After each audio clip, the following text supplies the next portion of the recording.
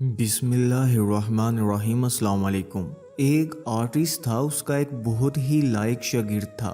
اس شاگرد نے اپنے استاد سے اجازت لی کہ مجھے اجازت دیں کہ میں ایک تصویر بناؤں اور تمام لوگوں کے سامنے رکھوں تاکہ لوگ ہمیں بتا سکیں کہ اس میں کیا کمی ہے، اور مجھے اپنے ہنر کا بھی پتہ چل جائے گا کہ کتنا ہنر آتا ہے مجھے۔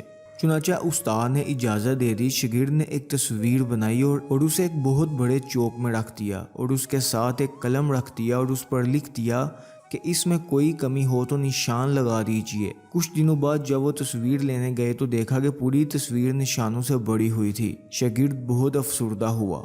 استاد نے اس کو تسلی دی اور کہا کہ ایک ایسی تصویر اور بناؤ اور اسی جگہ رکھ دو، مگر اس بار اس پر لکھنا کہ تصویر میں کوئی کمی ہو تو اسے صحیح کر دیجئے۔ جب کچھ دن بعد اس تصویر کو دوبارہ دیکھا گیا تو اس پر کوئی نشان نہیں تھا۔ اس بار شاگرد خوش ہوا اور استاد سے پوچھا کہ یہ کیا ماجرا ہے۔ استاد نے کہا کہ یہ لوگوں کی فطرت ہے کہ جو صرف لوگوں کی خامیاں تو ڈھونڈتے رہتے ہیں مگر ان کی اصلاح کرنے کی ان میں صلاحیت نہیں ہوتی۔ عیب تلاش مت کیجئے، اپنی اصلاح کیجئے، اپنے عیبوں پر نظر ڈالیں۔